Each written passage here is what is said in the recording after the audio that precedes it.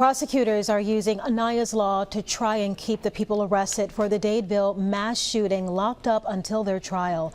Tonight we're learning the Alabama law enforcement agency might have violated another state law when it released the names of two teen brothers facing charges. Fox News reporter Ariel Mallory is on this story tonight. And Ariel, that law prohibits law enforcement from identifying the 16 and 17-year-olds, even if they're charged as adults. Yeah, that's right, Lenise. It will be interesting to see how that plays out tomorrow morning because the brothers and 3 other suspects are due in court for that Aniah's law hearing. Now, according to the law that may have been violated, the brothers' court proceedings are supposed to be secret.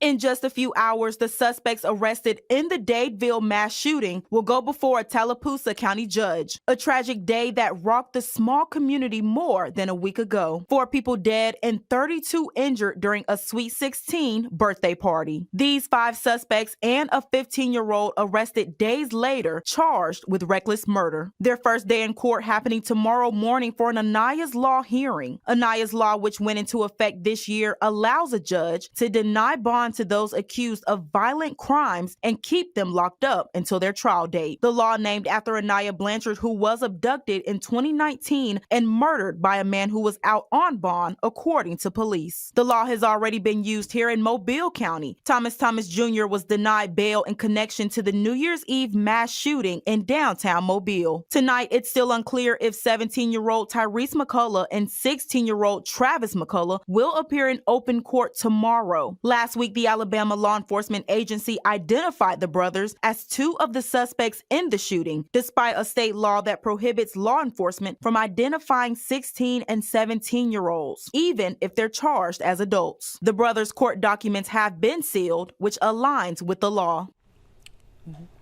Now, we've asked the Aaliyah and the Tallapoosa County DA's office about why the teens were identified, but neither agency has responded. There are some exceptions for releasing the names, but it does require a judge's order. Live tonight in the studio, Ariel Mallory, Fox 10 News.